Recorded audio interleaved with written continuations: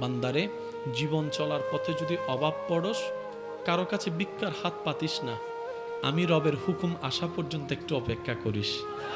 আমি রবের হুকুম আসা পর্যন্ত একটা অপেক্ষা করিস। প্রত্যেকজনের জীবনে হঠাৎ কিছু টাকার প্রয়োজন হয়েছিল, পকেটে টাকা ছিল না, কিন্তু সে কাজটা এখনো পর্যন্ত আটকে থাকে নাই। কোনো না কোনো ভাবে কিন্তু আল্লাহ আপনাকে ব্যবস্থা করে দিয়েছেন। সুবহানাল্লাহ। আল্লাহ কখনো কাউকে বেসাহারা রাখে না। আর যেখানে রহমাতুল্লিল আলামিন নবীর উম্মতের কথা আসে, সেখানে তো বেসাহারা কোনো প্রশ্নই আছে না, বেসাহারা কোনো শব্দই আসে না। রব্বুল আলামিন বলে, আমি অন্য নবীর উম্মতের জন্য যতটুক দয়াবান, তোদের জন্য তার চাইতে আরো বেশি দয়াবান। ও আমার বান্দারে, ওই অভাবে পড়লে এত বেশি নিরাশ হইস না, আমার হুকুমের অপেক্ষা করিস। অসুস্থ হলে এত বেশি ঘাবড়াই যাস না, আমি আল্লাহর নির্দেশের অপেক্ষা করিস। বান্দা, যখন শরীর বেশি অসুস্থ হয়ে যাবে, আমার নবী আইয়ুবের কথা মনে করিস। যখন তোর মানসিক যন্ত্রণা একটু বেশি বেড়ে যাবে, আমার নবী ইব্রাহিমের কথা একটু মনে করিস।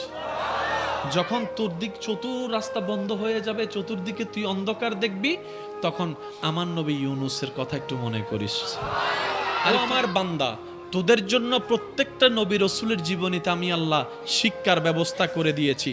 আর সব শিক্ষাকে এক জায়গায় করে বাঁচার রাস্তার ব্যবস্থা করে উসওয়াতুন হাসানা ওয়ালা নবী রাহমাতুল লিল আলামিনের জীবনীকে সামনে রেখে দিয়েছি। সুবহানাল্লাহ। জীবনে যখনই মুসিবত আসবে, বিপদ আসবে, প্রথম একটা কাজ করবেন, দাঁড়ানো থাকলে বসে যাবেন। এই পয়েন্টটা নোট করবেন এবং মনে রাখবেন। যাই বিপদ আসুক, যাই হোক, মেজাজ গরম হচ্ছে, রাগ লাগছে, প্রেসার বেড়ে যাচ্ছে, দুশ্চিন্তা বেশি, দাঁড়ায় আছেন, বসে যাবেন। বসে আছেন এমন অবস্থায় এই জিনিসটা হচ্ছে, শুয়ে যাবেন, চোখটা বন্ধ করবেন, শুধু রবের রহমতের দরবারের দিকে তাকাই থাকবেন। আর মন, অস্থির মনকে বারবার শোনাবেন, আমার আল্লাহ আছে, আমার আল্লাহ যা করবে তাই হবে, আমার আল্লাহ খুশি হয়ে দিল আলহামদুলিল্লাহ, আমার আল্লাহ খুশি হয়ে না দিল আলহামদুলিল্লাহ। আমি আমার আল্লাহকে খুশি করার চেষ্টা করব। আমার কোনো চাওয়া নাই, পাওয়া নাই, শক্তি নাই, কারণ সব কিছু তো রবের হুকুমেই হবে। আল্লাহ, আমি তোমার উপর ভরসা করলাম, বাকিটা তোমার উপর ছেড়ে দিলাম। দেখবেন সাথে সাথে আপনার সব টেনশন অর্ধেক কমে গেছে। আমার কাজ পরিশ্রম করা, আমার কাজ আমার মুনিবের হুকুম পালন করা। উনি বলেছেন ইবাদত করো, সাধ্যমতো চেষ্টা করেছি ইবাদত করার জন্য। কবুল করলো ওনার ইচ্ছা, না করলো ওনার ইচ্ছা। তবে আমি কেন এত খুশি হয়েছি জানেন? আমি কেন এত খুশিতে আত্মহারা হয়েছি জানেন? বান্দার তো কোনো অভাব নাই, ইবাদতকারীর তো কোনো অভাব নাই। এতগুলো বান্দার ভিতরে আমার রব কারো কাছে আপনাকে পাঠায় নাই, আমার কাছে পাঠিয়েছে, আমার কাছে পাঠিয়েছে। তার মানে আমার রবের রহমতের নজরটা আমার দিকে আছে। এর চাইতে বড় পাওয়ার কি হতে পারে বলেন? সুবহানাল্লাহ। আপনার আমার লক্ষটা ডাক, লক্ষটা সিজদা, একজন আশিকের একটা সিজদার সামনে খুঁজেও পাওয়া যাবে না, খুঁজেও পাওয়া যাবে না। সুবহানাল্লাহ বলে না? কথাটা, শব্দটা একটু ওজনটা নেওয়ার চেষ্টা করবেন। আমার কাজ করা, আমার কাজ কবুল করবে কি করবে না সেটা আমার বিষয় না, সেটা আমার মওলার ইচ্ছা। কিন্তু নজরটা তো আমার দিকে আছে, না হয় আপনাকে পাঠালো কেন?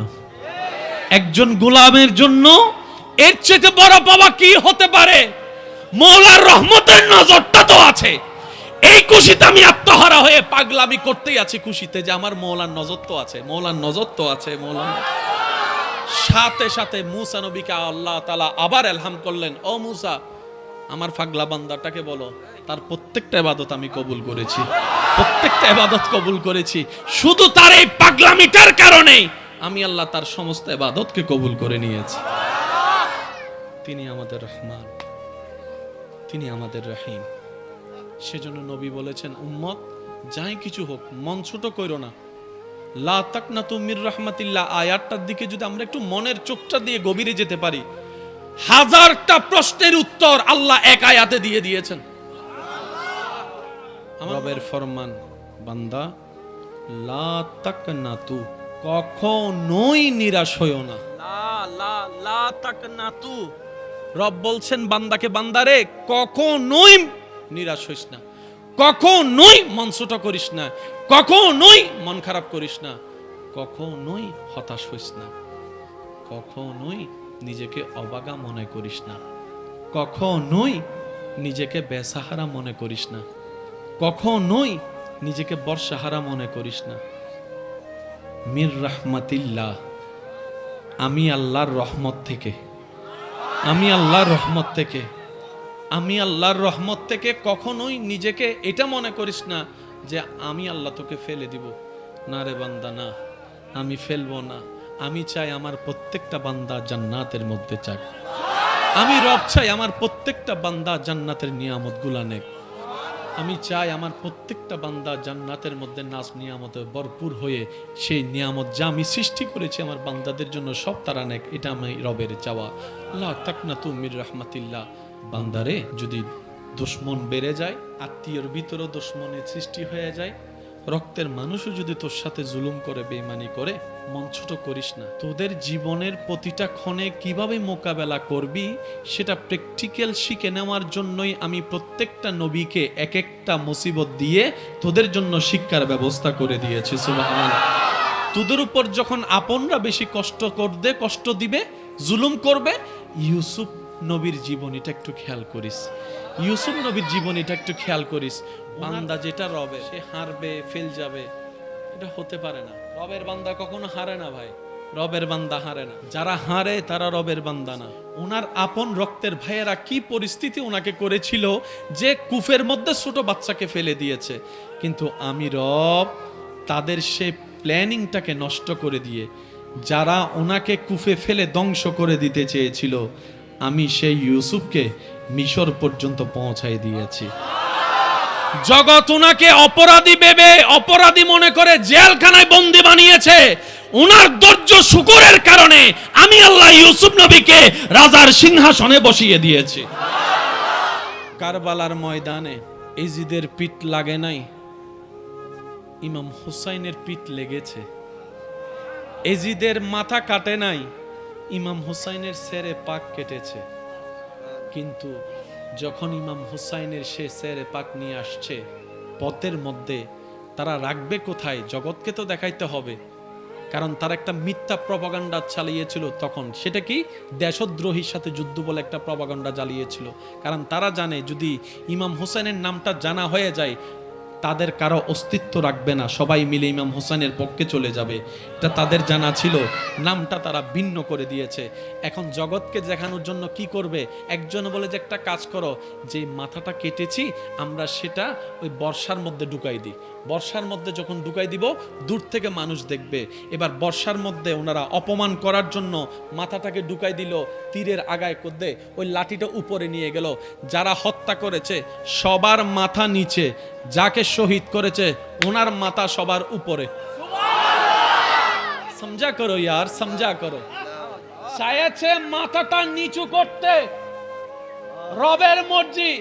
মাথাটা এমন ভাবে তুলেছেন, জগৎ বলে পিজ্জার লাগে, তার স্লোগান হয় না, কিন্তু আপনার এলাকার প্রত্যেকটা মানুষ সাক্ষী 2024 সালেও জায়গায় জায়গায় রন্দে রন্দে ব্যানারে ব্যানারে ইমাম হুসাইনের নাম দেখা যাচ্ছে, ইমাম হুসাইনের নাম দেখা যাচ্ছে, ইমাম হুসাইনের নাম দেখা যাচ্ছে। কোরআন ডাক দিয়ে বলে ওয়াতু ইজ্জু মান তাশা ওয়াতু জিল্লু মান তাশা। চিৎকার দিয়ে বলেন সুবহানাল্লাহ। এবার রব ডাক দিয়ে বলবে ফেরেশতা, এই আমার বান্দার কি হয়েছে রে? সে এইভাবে মন খারাপ করে আমাকে ডাকতেছে কেন? আমার বান্দার কি হয়েছে? ফেরেশতা রিপোর্ট দিবে, আল্লাহ ওর তো এই অবস্থা, ব্যবসার মধ্যে হঠাৎ করে ধস নেমে গেছে, সম্পর্কের মধ্যে এরকম ফাটল সৃষ্টি হয়ে গেছে, স্বামী স্ত্রীর সম্পর্কের মধ্যে ঝগড়া লাগাই দিছে শয়তানে, এরকম এরকম ডিভোর্স হয়ে যাচ্ছে। কিন্তু তোমার বান্দাটা দেখো অন্যদের মতো অস্থির হয়ে পাগলামি গালাগালি করে নাই, অন্যদের মতো অস্থির হয়ে কাঁচের জিনিস হাতের জিনিস ভেঙে ফেলে নাই, অন্যের উপর মতো অস্থির হয়ে অন্যদের মতো কাউকে গালাগালি মারামারি করে নাই। সে তোমার দিকে তাকায় আছে, তোমার হুকুমের অপেক্ষা করছে। রব্বুল আলামিন হয়তো বলবে আমার বান্দাকে আমি রব স্পেশাল রহমত দিয়ে দিলাম, তার সমস্যা সমাধানের ব্যবস্থা করো, আর তার ধৈর্যের জন্য গুনাহ মাফের ব্যবস্থা করো, জান্নাতের রাস্তা সহজ করে দাও। ইন্নাল্লাহা মা'আস সাবিরিন। আয়াতটা এমনি দেওয়া হয় নাই, একটা আয়াতের ভিতরে হাজারটা প্রশ্নের উত্তর আল্লাহ এমনি দিয়ে দিয়েছে। যে আত্মীয় টাকা বেশি, দাওয়াত তাকে দেওয়া হয় স্পেশাল দাওয়াত। আর যতই কাঁচের রক্তের হোক না কেন, যদি টাকাওয়ালা না হয় দাওয়াতও তেমন ভালো করে পাই না, মেহমানদারিও তেমন ভালো করে পাই না, খাবার খেয়েছি কি খাই নাই সেইটাও জিজ্ঞেস করার কেউ থাকে না।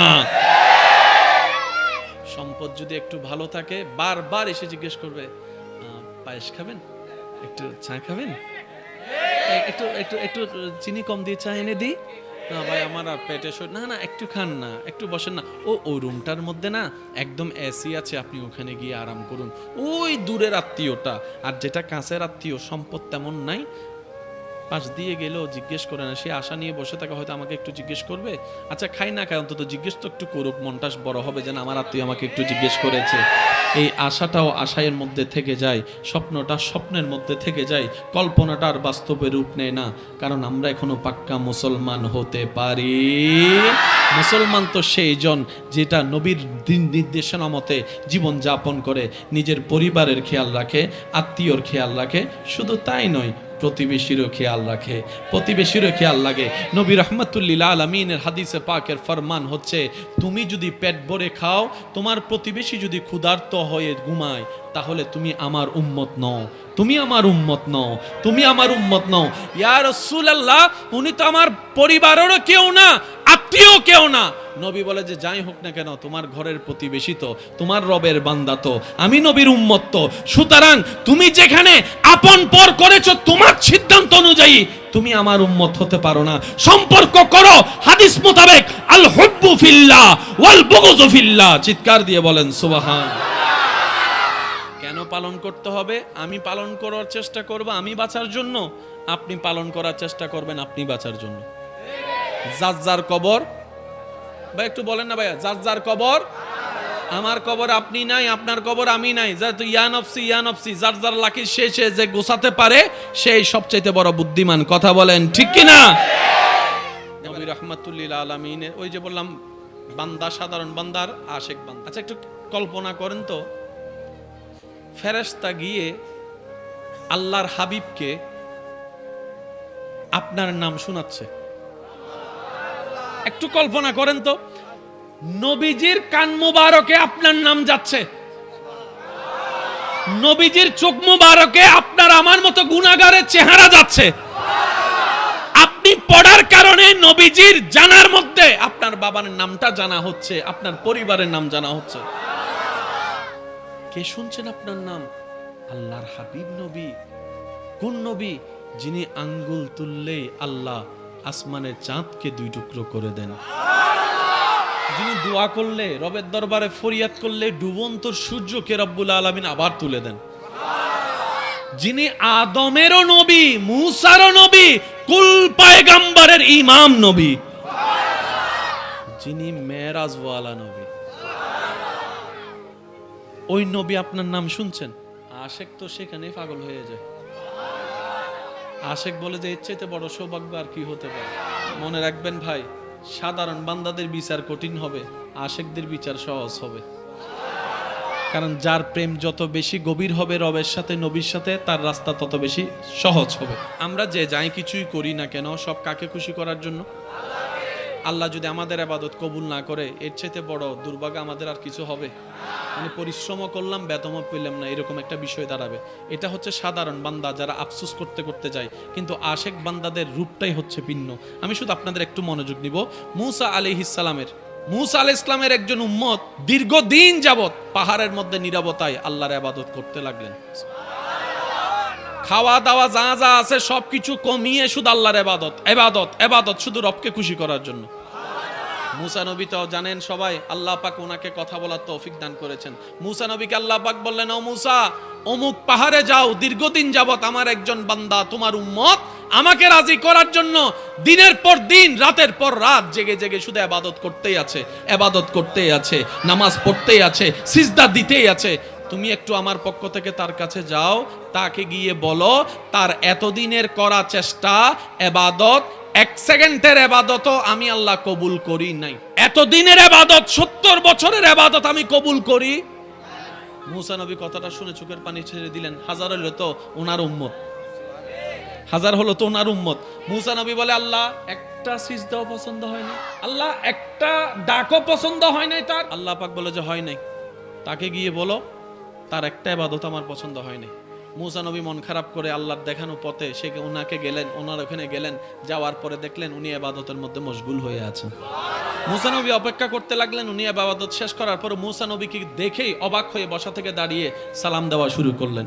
তো মুসা নবী আল্লাহ পাক যেভাবে শিখিয়ে দিয়েছেন সেভাবে বললেন। মুসা নবী বললেন, আপনি কি এতদিন ধরে ইবাদত করছেন? বলে যে হ্যাঁ। তা আপনি কেন আসলেন হো মুসা নবী? বলে যে আমি আসি নাই, আল্লাহ আমাকে পাঠিয়েছে। আল্লাহ আমাকে পাঠিয়েছেন। মুসা নবী বলে যে আল্লাহ আপনাকে আমার কাছে পাঠিয়েছেন? আল্লাহ আপনাকে আমার কাছে পাঠিয়েছেন? নিশ্চয় কোনো তো সংবাদ আছে, একটু বলুন না কি সংবাদ?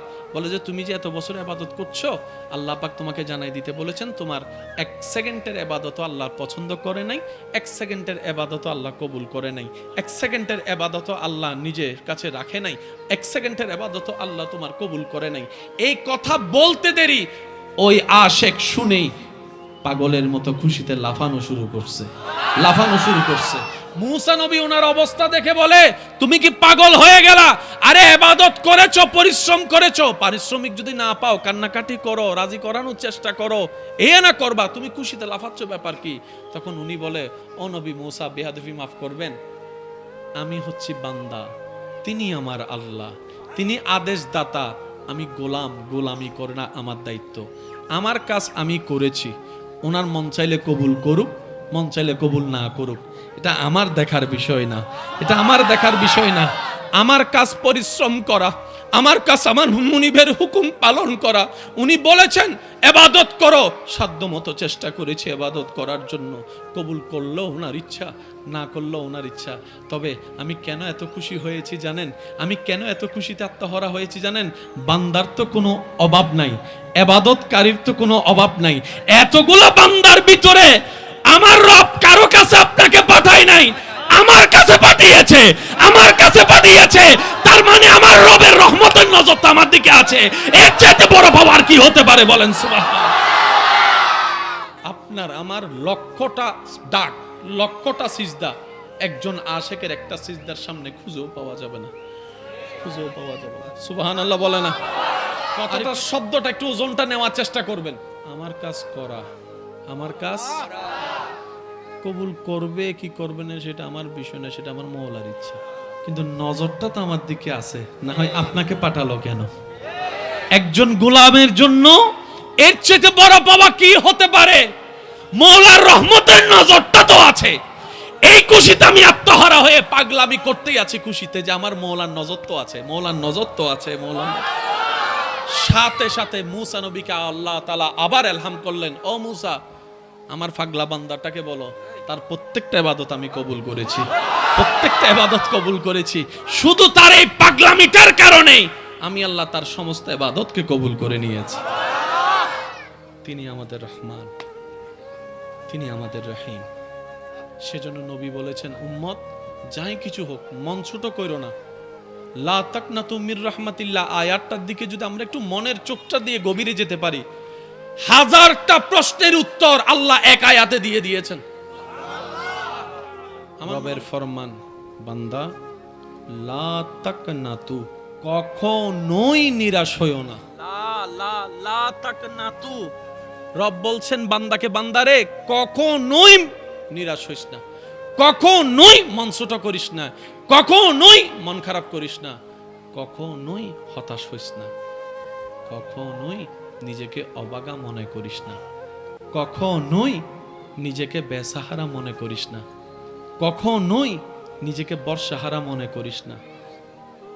মির রাহমাতিল্লাহ, আমি আল্লাহর রহমত থেকে কখনোই নিজেকে এটা মনে করিস না যে আমি আল্লাহ তোকে ফেলে দিব। না রে বান্দা, না, আমি ফেলবো না। আমি চাই আমার প্রত্যেকটা বান্দা জান্নাতের মধ্যে চাই। আমি রব চাই আমার প্রত্যেকটা বান্দা জান্নাতের নিয়ামতগুলা নেক। আমি চাই আমার প্রত্যেকটা বান্দা জান্নাতের মধ্যে নাজ নিয়ামতে ভরপুর হয়ে সেই নিয়ামত যা আমি সৃষ্টি করেছি আমার বান্দাদের জন্য সব তারা নেক। এটা আমি রবের চাওয়া। লা তাকনাতু মির রাহমাতিল্লাহ। যারা ইসলামকে ভুল বুঝে আমাদের মতো বাটপারদেরকে দেখে, যারা ইসলামকে ভুল মনে করে আমাদের মতো বাটপারদের চরিত্র দেখে, কথা দেখে, লেনদেন দেখে, সবার কাছে অনুরোধ করব, ভাই আমাদেরকে দিয়ে যদি আপনি ইসলাম দেখতে চান তাহলে আপনি ভুলের জগতে বসবাস করবেন। কারণ আমরা কালিমা পড়েছি ঠিকই, আশা করি সবাই একমত হবেন আমার সাথে, কালিমা আমরা পড়ি ঠিকই, শুক্রবারের জুমার নামাজটাও 2 রাকাত পড়ি আমরা, রমজানে মাথার মধ্যে থেকে টুপি হয়তো ফেলি না, মুখের মধ্যে আল্লাহর নাম হয়তো থাকে, কিন্তু ভাই ব্যর্থতা স্বীকার করে সকল মুসলমানের পক্ষ থেকে আমি বলি, যদি আপনারা অনুমতি দেন, আমরা বলতে চাই তাদেরকে, ভাই আমরা এখনো কামেল মুসলমান হতে পারি নাই, পরিপূর্ণ মুসলমান হতে পারি নাই। একজন মুসলমানের যা কোয়ালিটি দরকার, আল মুসলিমু মান সালিমাল মুসলিমুনা মিন লিসানিহি ওয়া ইয়াদিহি, আমরা হতে পারি নাই, ব্যর্থতা আমাদের। তাই বলি শ্রদ্ধার সাথে, আমাদের মতো মুসলমানদেরকে দিয়ে আপনি ইসলাম দেখতে যায়েন না, তাহলে ভুল রাজ্যে আপনি চলে যাবেন। আপনার যদি ইসলাম সম্পর্কে সঠিক ধারণা নিতে মন চাই, তাহলে আবু বকর সিদ্দিকের জীবনী দেখেন, সুবহানাল্লাহ। আপনার যদি ইসলাম সম্পর্কে সঠিক থিওরিটা নিতে মন চাই, ফারুকে আজমের জীবনীকে সামনে রাখেন, ওসমান গনি জিন্নুরাইনের জীবনীকে সামনে রাখেন, মাওলা আলী শেরে খুদার জীবনীকে সামনে রাখেন, হাসান ও হুসাইনের জীবনীকে সামনে রাখেন, হাসনাইন কারিমাইনের জীবন আদর্শকে সামনে রাখেন, নবী রাহমাতুল লিল আলামিনের জীবনীকে সামনে রাখেন, মা ফাতেমাতুজ জাহরার জীবনীকে সামনে রাখেন, সাহাবায়ে কেরামের, আহলে বায়াতের, আল্লাহর ওলিদের জীবনী যখন আপনি সামনে রাখবেন, আপনার চোখ, আপনার ব্রেইন, আপনার মন বলতে বাধ্য হবে ইসলামের চাইতে শ্রেষ্ঠ আর কোনো ধর্ম নাই। সব হারা হারা হয় না, দর্শক অনেক ধরনের হয়, প্রেমিক একজন থাকলেই যথেষ্ট। নামাজ ঘরে পড়লে হয় না, ব্যবসায় পড়লে হয় না, তারপর আলেম ওলামা আপনাদেরকে আমাদেরকে সবসময় বলে মসজিদে পড়ার সর্বোচ্চ চেষ্টা করিয়েন। কেন বলে? যে জামাত সওয়াব বেশি। শুধু এতটুকু নয়, মসজিদে পড়া জামাত আদায়কারী এতজন নামাজের ভিতরে যদি কারো একটা সিজদা রবের কাছে পছন্দ হয়ে যায়, ওই সিজদার উসিলে আল্লাহ সবার সিজদা কবুল করে নেয়। কবুল হওয়ার পার্সেন্টেজ বেশি হয়ে যায়। কোথায় গেলে? সওয়াব তো আছে। আশেক বান্দার, সাধারণ বান্দার কথাটা তো মনে আছে না? আজকে থেকে অন্তত আমরা যেন আশেক বান্দা হতে পারি। আল্লাহ কবুল করুক। আমরা যেন প্রেমিক হতে পারি, বান্দা হিসেবে রবের প্রেমে দেওয়ানা, উম্মত হিসেবে নবী রাহমাতুল লিল আলামিনের প্রেমে দেওয়ানা। সব হারা হারা হয় না। আপনার যে হারাতে রব খুশি হয়ে যাবে, আপনার যে হারাতে রব খুশি হয়ে যাবে, ওই হারার হারা থাকবে না। এটা হাজারটা জয়ের চাইতে বড় জিতা হয়ে যায়। মনে রাখবেন, রবের সন্তুষ্টির জন্য যা ছেড়ে দেওয়া হয়, রবের সন্তুষ্টির জন্য যা বাদ দেওয়া হয়, রবের সন্তুষ্টির জন্য যা থেকে দূরে থাকা হয়, রবের সন্তুষ্টির জন্য যা আপনি বাদ দিবেন, তার চাইতে হাজার গুণ কল্যাণকর নিয়ামত রব্বুল আলামিন আপনাকে দিবেনই দিবেন সময় সাপেক্ষে। রবের জন্য দেওয়া কখনো লস হয়? একবার যদি হারাম রিলেশনে থাকেন, যে সম্পর্কে রব নারাজ হচ্ছে, আপনি শুধু বলেন আমার রবকে খুশি করার জন্য আমি নিজের চাওয়াকে ছেড়ে দিলাম, এর চাইতে হাজার গুণ বেটার জীবন সঙ্গী আল্লাহ আপনাকে ব্যবস্থা করে দিবেন যদি আপনি ধৈর্য ধরতে পারেন। আল আকিলু তাকফিহিল ইশারা। জীবন অনেক সুন্দর হয়ে যাবে যদি জীবন একটু ব্রেক লাগাতে পারে। কারণ আমরা জীবন তরিটাকে শয়তানের হাতে দিয়ে দিছি। এখন যদি একটু ব্রেক লাগায় কোনো রকম ইমানি শক্তি দিয়ে শয়তানকে ওখান থেকে সরাইয়ে রবের রহমতের উপর ছেড়ে দিতে পারি, আপনার দিনটাও কল্যাণের হবে, রাতটাও কল্যাণের হবে। এমন কল্যাণের হবে, রব চাহে তো আপনাকে দুশমনে আগুনে ফেলবে, সে আগুনটা আপনার জন্য নিয়ামতের আগুন হয়ে যাবে। রবের জন্য ত্যাগ দিতে পারবো কি পারবো না? ছাড়তে পারবো কি পারবো না? বাদ দিতে পারবো কি পারবো না? এবার কারো অভ্যাস আছে, মনে করেন আর কি, আমি দোষ দিচ্ছি না কাউকে, যিনি ধরেছেন উনি কিন্তু নিজে থেকে ধরে নাই, হয়তো দেখে ধরেছেন আর না হয় বন্ধু ধরাইছে। এখন মনে মনে নিয়ত করেন, আল্লাহ আমি এই কাজটা করি, তুমি নারাজ হও, আমি বুঝি নাই, আজকে বুঝতে পারছি। আল্লাহ আমি আজকে থেকে চেষ্টা করব এই এই এই কাজগুলোকে বাদ দিতাম, কিন্তু আমি তো পারবো না শয়তানের সাথে যুদ্ধ করে, কারণ শয়তান তো বড় চালাক আমার চাইতো। আল্লাহ আউযু বিল্লাহি মিনাশ শাইতানির রাজিম, আমি তোমার কাছে সাহায্য চাই, আমি চেষ্টা করব, তুমি সাহায্য করো, আমি চেষ্টা করব, তুমি সাহায্য করো। এমনও হতে পারে আপনার বদ অভ্যাসগুলোর জায়গায় ভালো ভালো অভ্যাসগুলো এসে আপনার অন্ধকার জীবনকে আলোকময় করে দিবে। সুবহান। আওয়াজ দিয়ে বলেন, আল্লাহ চাইলে পারে কি পারে না? আল্লাহ চাইলে পারে কি পারে না? আল্লাহ চাইলে দিতে পারে কি পারে না? ভরসাটা আল্লাহর উপর রাখতে পারলে আল্লাহ দিবে। যাই বিপদ আসুক জীবনে, ভরসা হারা হওয়া যাবে? ছাড়তে হবে কার খুশির জন্য? আল হুব্বু ফিল্লাহ ওয়াল বুগযু ফিল্লাহ। দেখবেন আপনার অন্ধকার জীবনও বাতি জ্বলবে। একটা অনুরোধ করব, রাখবেন ইনশাআল্লাহ? সবার তো আর মা নাই, সবার বাবাও নাই। কারো মা আছে, কারো বাবা নাই, কারো বাবা আছে, কারো মা নাই। আবার অনেকে আছেন যাদের মাও নাই, বাবাও নাই। অনেক দিন হয়েছেন মা বাবাকে দেখতে পান নাই।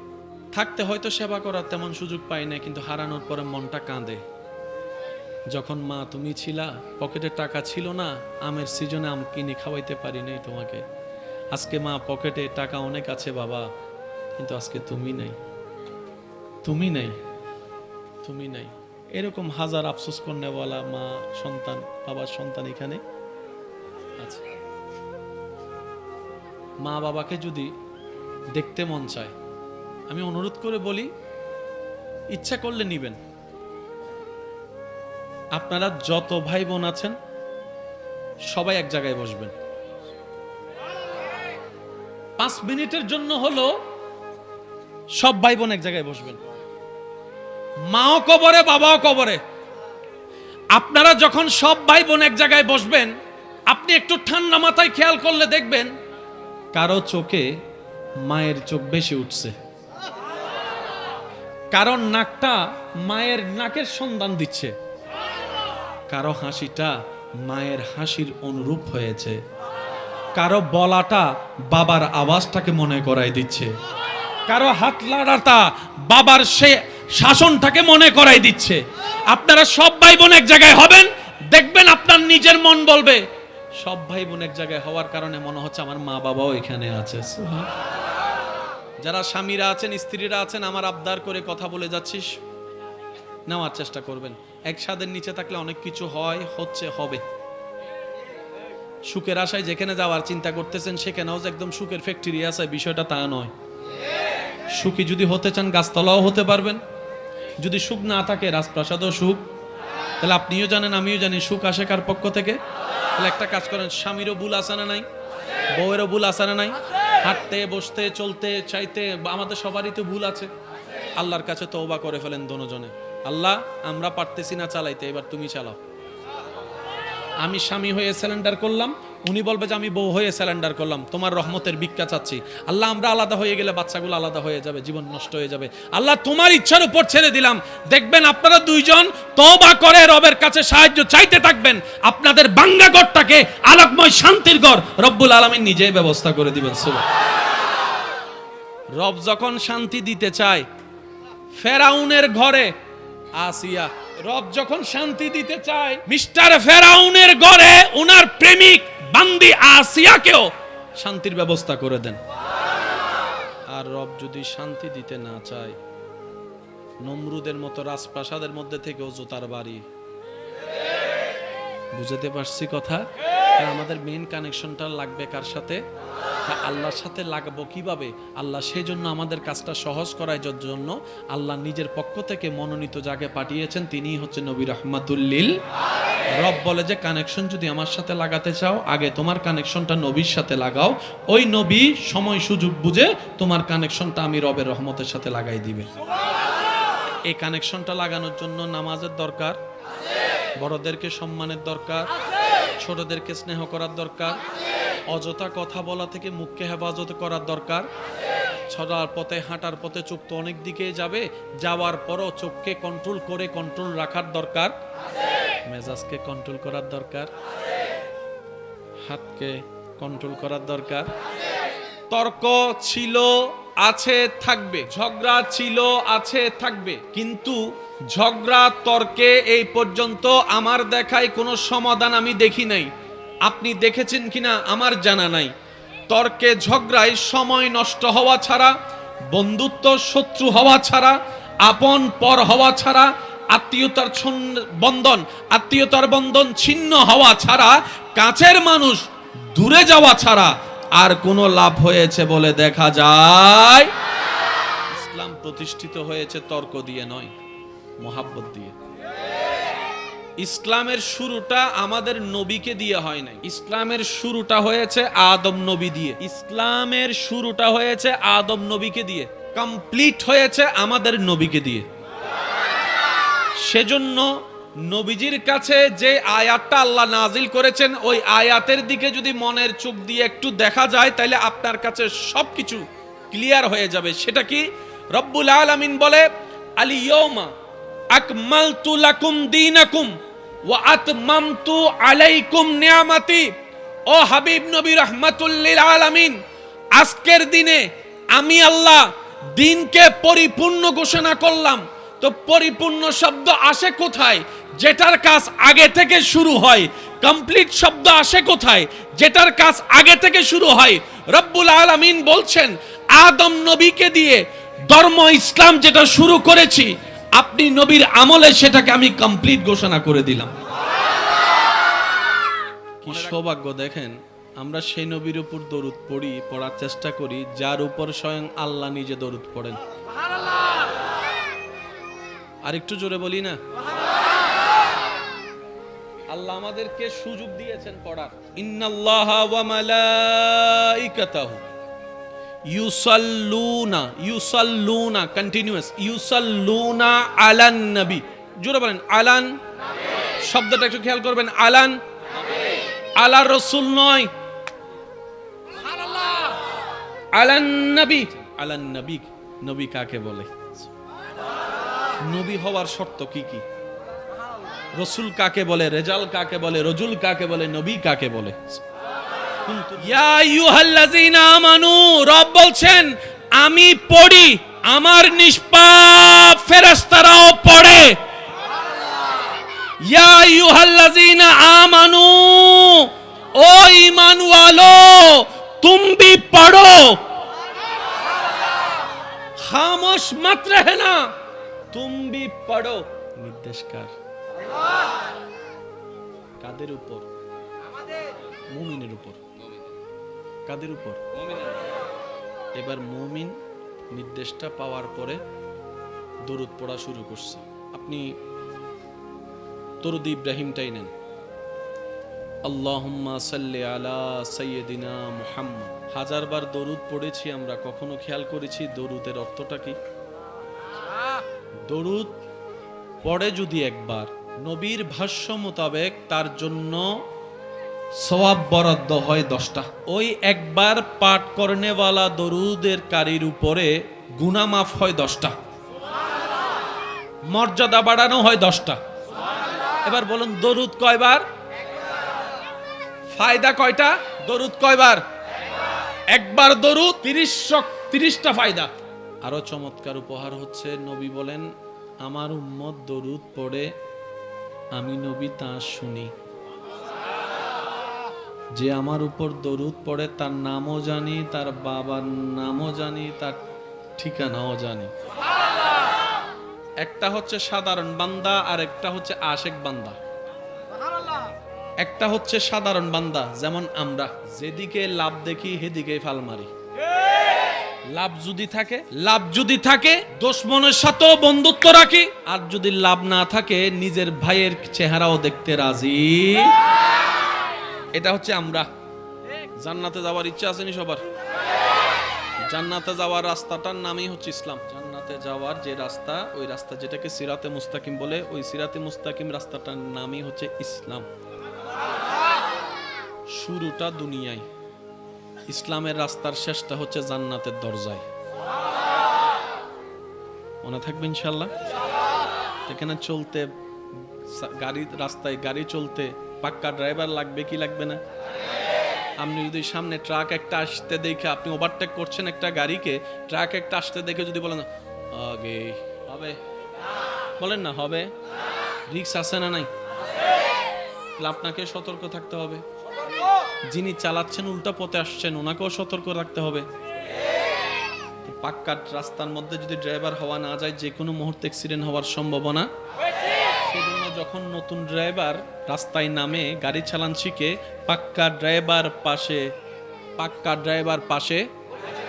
একই তত্ত্বটা কোরআনে আল্লাহ পাক আমাদেরকে দিয়েছেন, ওয়াকুনু মা'আস সাদিকিন।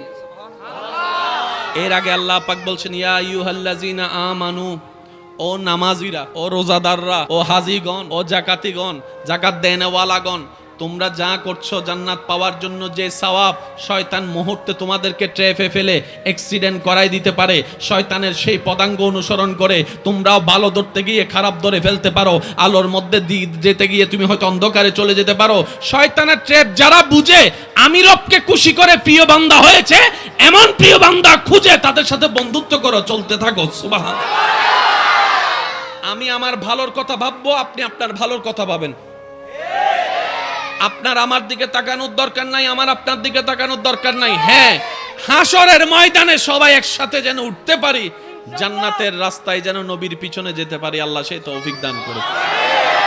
আর কে জান্নাতি জানি, কে জাহান্নামী জানি, কিন্তু জান্নাত পাওয়ার যোগ্যতা না থাকলেও মনে আশাটা আছে। আমার মতো কার কার আশা আছে? কখনো খেয়াল করছেন পরীক্ষা ভালো করে পড়িই নাই, পাশ করার আশাটা করবো কেন? টাকা নাই, আমেরিকা যাওয়ার স্বপ্ন দেখলাম কেন? এটা তো মেনে নেওয়া যায় কারো না কারো থেকে। জান্নাতে যাওয়ার এবিলিটি আমার নাই, আপনার নাই, তারপরে কিন্তু জান্নাতে যাওয়ার স্বপ্ন সবার মনের মধ্যে, এক কোণার মধ্যে একটা আশা আছে। আপনি জানেন এই আশাটা কোত্থেকে এসেছে? কারণ আপনি কখনো খেয়াল না করলেও আপনার মনের জানা আছে, আপনার একজন রব আছে যার নাম রহমান, আপনার একজন রব আছে যার নাম রাহিম, আপনার একজন রব আছে যিনি মালিক, আপনার একজন রব আছে যিনি খালেক, আপনার একজন রব আছে যিনি করিম, আপনার একজন রব আছে যিনি গফুরুর রহিম, গফুরুর রহিম। সুবহানাল্লাহ। আপনার একজন রব আছে যিনি সেকেন্ডের আগেই দিনকে রাত, রাতকে দিন বানাই দিতে পারে। ইন্নাল্লাহা আলা কুল্লি শাইইন কাদির ওয়ালা একজন রব আপনার আছে। আপনার মনের সেই বিশ্বাসটা আছে। আপনার মনের মধ্যে আরেকটা বিশ্বাস আছে, আপনার একজন নবী আছে যিনি হচ্ছেন রউফুর রহিম, রউফুর রহিম। সুবহানাল্লাহ। কোরআনের আয়াতের ভাষ্য মোতাবেক রউফুর রহিম যিনি হচ্ছেন রাহমাতুল লিল আলামিন, যিনি হচ্ছেন শাফিউল মুজলিমিন, যিনি হচ্ছেন উম্মতের কান্ডারি নবী, গুনাহগার উম্মতের চোখের পানি মুছে মুখে হাসি এনে দেন ওয়ালা নবী। আপনি খেয়াল না করলেও আপনার মন কিন্তু এটা খেয়াল করেছে। সেজন্য আপনার হাজার কিছু করার পর মনের একটা বাতি জ্বলতো, আমার আল্লাহ তো আছে, আমার একজন রহমান, আমার একজন রহিম, আমার একজন রাহমাতুল লিল আলামিন। জান্নাতে যেতে গেলে একজন ভালো পাক্কা মুসলমান হওয়ার দরকার আছে না নাই? আমি এখনো পাক্কা মুসলমান হতে পারি নাই। আমার মতো কে কে আছেন হাত তুলেন। পাক্কা মুসলমান আমি হতে পারি নাই। আপনারা পারছি? আমি যেদিকে আঙ্গুল দিব সেদিকে আওয়াজ দিবেন। পারছি? পারছি? রবের প্রিয় বান্দা হওয়ার মতো মুসলমান হতে পারছি? মুখ মুসলমান হতে পারছে? আমাদের চোখ মুসলমান হতে পারছে? আমাদের হাত মুসলমান হতে পারছে? আমাদের নিয়ত মুসলমান হতে পারছে? আমাদের পা মুসলমান হতে পারছে? আমাদের কিছুই এখনো পরিপূর্ণ মুসলমান হতে পারে। মুসলমান ছাড়া তো কেউ জান্নাতে যাবে না। আপনি যুদ্ধ করেন আর তর্ক করেন আর কলার ধরেন, বাস্তব এটাই। দিন শেষে আপনাকে এটাই মানতে হবে, মুসলমান ছাড়া কেউ জান্নাতে যাবে না। তো মুসলমান তো বলনেওয়ালাকে বলে না, মুসলমান হচ্ছে ভিতরে যা তা বাহিরের চরিত্র দিয়ে, স্বভাব দিয়ে বিস্তারিতভাবে প্রকাশ হওয়া। আমরা এমন মুসলমান, আমি আমার কথা বলছি, মানুষ বলে অ্যাক্সিডেন্ট করে এত মানুষ মরে, তে মরে না, ঠাডা ভরে এতগুলা মরে, এগুলা হচ্ছে কারা? আর ওয়ালিদের জীবনী যখনই যে ময়দানে যাদের সামনে ওয়ালিদের জীবনী বলে, মানুষ শুনে শুনে অবাক হয়ে শুধু সুবহানাল্লাহ বলে আফসোস করতে থাকে, আমরা কেন পেলাম না ওনাদের জীবনীটা? বলেন, পার্থক্য বোঝা যাচ্ছে? এখানে ঝগড়ার কিছু, জোরে বলেন না, ঝগড়ার কিছু। মনে রাখবেন, আমাদের যে ধর্ম, মুসা নবীর উম্মতেরও একই ধর্ম, ঈসা নবীর উম্মতেরও একই ধর্ম। আমাদের ধর্মে কালিমার মধ্যে লা ইলাহা ইল্লাল্লাহ আছে? একটু উত্তরটা দেন। প্রত্যেকটা নবীর উম্মতের কালিমার মধ্যে লা ইলাহা ইল্লাল্লাহ আছে। তাহলে শুরু হয়েছে আদম নবী থেকে, শুরু হয়েছে আদম নবীকে দিয়ে। আদম নবীর ব্যাপারে সমস্ত মানুষের একমত, দল মত নির্বিশেষে। মাটির উপরে আসমানের নিচে প্রথম মানব যিনি এসেছেন ওনার নাম আদম আলাইহিস সালাম। এই কথা নিয়ে কারো কোনো দ্বিমত। তাহলে আদম নবীর আগে যদি কোনো মানুষই না থাকে, আদম নবী যদি ফার্স্ট পার্সন হয়, তার মানে আদম নবীর ধর্মটাই সবচাইতে পুরাতন ধর্ম, সবচাইতে প্রথম ধর্ম। আদম নবীর আগে কোনো মানুষ, তার মানে ইসলাম ধর্মের চাইতে প্রাচীন কোনো ধর্ম, ইসলামী ফার্স্ট, ইসলামী লাস্ট। সবাই লেটেস্ট খুঁজে, আইফোন পকেটে আছে, তারপরও চোখ মন পড়ে আছে 16 এর দিকে। পকেটে কিন্তু অলরেডি 14 প্রো ম্যাক্স 15 আছে। ওই নতুন, নতুন কাকে বলে? যেটার পরে আর আসে নাই, এটাই লাস্ট। এবার বলেন, আপনার জানা মতে কোরআনের পরে আর কোনো কিতাব আসছে? তাই কোরআন হচ্ছে সবচেয়ে লেটেস্ট। জোরে বলেন না। আমাদের নবীর পরে আর কোন নবী আসছেন? তার মানে আমাদের নবী নবীদের ভিতরে লেটেস্ট। যারা লেটেস্ট পছন্দ করে তাদের জন্য ইসলাম ইজ দ্য বেস্ট চয়েস। সর্বদিকে গোছানো, পরিপূর্ণ। হ্যাঁ, আমি সেই জায়গায় একটা অনুরোধ করব, যারা আমি সঠিক না তিনি সঠিক না আপনি সঠিক, এই শব্দের প্রশ্নের আসল উত্তর যতদিন হাসরের ময়দানে না যেতে পারবো ততদিন ক্লিয়ার ভাবে 100 রাইট আনসার পাওয়া সম্ভব নয়। অনেক উপরে ভেষওয়ালা, ভিতরে বোমাবাজও ছিল। আবার অনেক রাস্তার ফকির, চোখে না লাগার মতো মানুষ আল্লাহর প্রিয় বন্ধু হয়ে বসে আছে। বান্দারে, যদি দুশমন বেড়ে যায়, আত্মীয়র ভিতরেও দুশমনের সৃষ্টি হয়ে যায়, রক্তের মানুষও যদি তোর সাথে জুলুম করে, বেঈমানি করে, মন ছোট করিস না। তোদের জীবনের প্রতিটা ক্ষণে কিভাবে মোকাবেলা করবি সেটা প্র্যাকটিক্যাল শিখে নেওয়ার জন্যই আমি প্রত্যেকটা নবীকে এক একটা মুসিবত দিয়ে তোদের জন্য শিক্ষার ব্যবস্থা করে দিয়েছি। সুবহানাল্লাহ। তোদের উপর যখন আপনরা বেশি কষ্ট দিবে, জুলুম করবে, ইউসুফ নবীর জীবনীটা একটু খেয়াল করিস। ইউসুফ নবীর জীবনীটা একটু খেয়াল করিস। বান্দা যেটা রবের, সে হারবে, ফেল যাবে, এটা হতে পারে না। রবের বান্দা কখনো হারে না ভাই, রবের বান্দা হারে না। যারা হারে তারা রবের বান্দা না। ওনার আপন রক্তের ভাইয়েরা কি পরিস্থিতি ওনাকে করেছিল যে কূপের মধ্যে ছোট বাচ্চাকে ফেলে দিয়েছে, কিন্তু আমি রব তাদের সে প্ল্যানিংটাকে নষ্ট করে দিয়ে যারা ওনাকে কূপে ফেলে ধ্বংস করে দিতে চেয়েছিল, আমি সেই ইউসুফকে মিশর পর্যন্ত পৌঁছাই দিয়েছি। জগৎ ওনাকে অপরাধী ভেবে, অপরাধী মনে করে জেলখানায় বন্দী বানিয়েছে। ওনার ধৈর্য শুকরের কারণে আমি আল্লাহ ইউসুফ নবীকে রাজার সিংহাসনে বসিয়ে দিয়েছি। কারবালার ময়দানে এজিদের পিঠ লাগে নাই, ইমাম হুসাইনের পিঠ লেগেছে। এজিদের মাথা কাটে নাই, ইমাম হুসাইনের সেরে পাক কেটেছে। কিন্তু যখন ইমাম হুসাইনের সে সেরে পাক নিয়ে আসছে পথের মধ্যে, তারা রাখবে কোথায়? জগৎকে তো দেখাইতে হবে, কারণ তারা একটা মিথ্যা প্রপাগান্ডা চালিয়েছিল তখন। সেটা কি? দেশদ্রোহীর সাথে যুদ্ধ বলে একটা প্রপাগান্ডা চালিয়েছিল। কারণ তারা জানে যদি ইমাম হুসাইনের নামটা জানা হয়ে যায় তাদের কারো অস্তিত্ব রাখবে না, সবাই মিলে ইমাম হোসেনের পক্ষে চলে যাবে।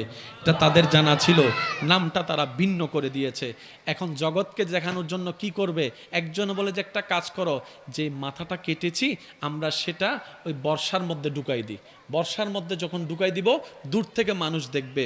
এবার বর্ষার মধ্যে ওনারা অপমান করার জন্য মাথাটাকে ঢুকাই দিল, তীরের আগায় করতে ওই লাঠিটা উপরে নিয়ে গেল। যারা হত্যা করেছে সবার মাথা নিচে, যাকে শহীদ করেছে ওনার মাথা সবার উপরে। সমঝা করো ইয়ার, সমঝা করো। চাইছে মাথাটা নিচু করতে, রবের মর্জি।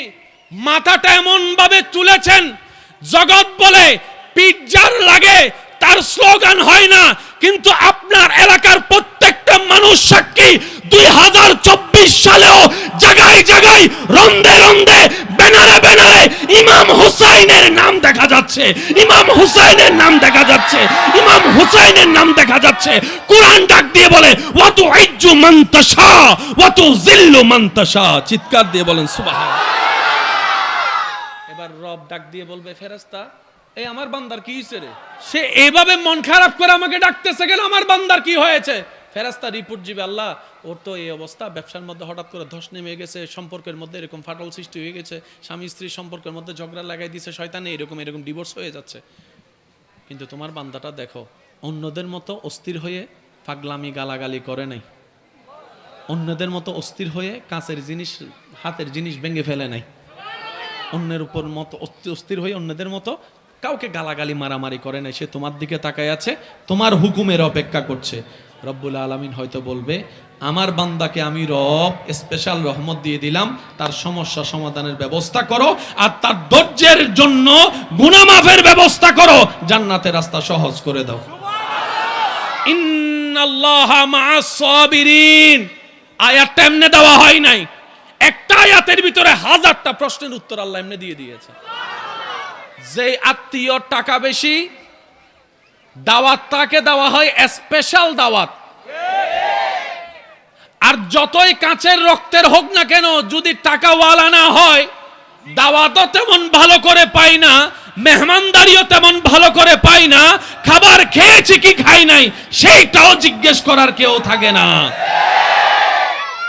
সম্পদ যদি একটু ভালো থাকে, বারবার এসে জিজ্ঞেস করবে, পায়েস খাবেন, একটু চা খাবেন, একটু একটু একটু চিনি কম দিয়ে চা এনে দিই, না ভাই আমার আর পেটে না না একটু খান না, একটু বসেন না, ওই রুমটার মধ্যে না একদম এসি আছে, আপনি ওখানে গিয়ে আরাম করুন।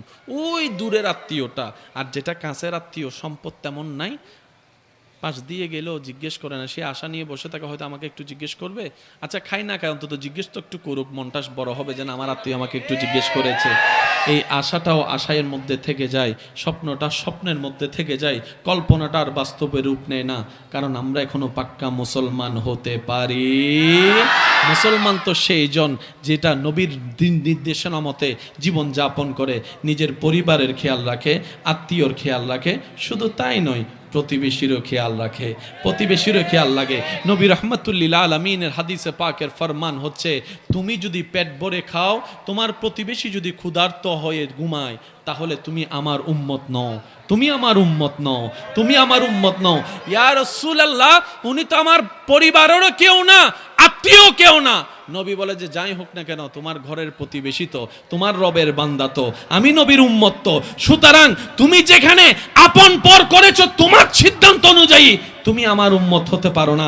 সম্পর্ক করো হাদিস মোতাবেক, আল হুব্বু ফিল্লাহ ওয়াল বুগযু ফিল্লাহ। চিৎকার দিয়ে বলেন সুবহান। কেন পালন করতে হবে? আমি পালন করার চেষ্টা করব আমি বাঁচার জন্য, আপনি পালন করার চেষ্টা করবেন আপনি বাঁচার জন্য।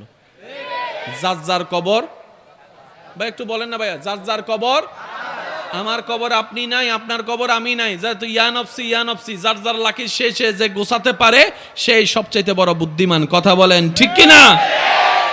নবী রাহমাতুল্লিল আলামিনের ওই যে বললাম বান্দা, সাধারণ বান্দার আশেক বান্দা। আচ্ছা একটু কল্পনা করেন তো, ফেরেশতা গিয়ে আল্লাহর হাবিবকে আপনার নাম শোনাচ্ছে, একটু কল্পনা করেন তো, নবীজির কান মুবারকে আপনার নাম যাচ্ছে, নবীজির চোখ মুবারকে আপনার আমার মতো গুনাহগারের চেহারা যাচ্ছে, আপনি পড়ার কারণে নবীজির জানার মধ্যে আপনার বাবার নামটা জানা হচ্ছে, আপনার পরিবারের নাম জানা হচ্ছে। কে শুনছেন আপনার নাম? আল্লাহর হাবিব নবী। কোন নবী? যিনি আঙ্গুল তুললেই আল্লাহ আসমানের চাঁদকে দুই টুকরো করে দেন, যিনি দোয়া করলে, রবের দরবারে ফরিয়াদ করলে ডুবন্ত সূর্যকে রব্বুল আলামিন আবার তুলে দেন, যিনি আদমেরও নবী, মূসারও নবী, কুল পয়গম্বরের ইমাম নবী, যিনি মেরাজওয়ালা নবী,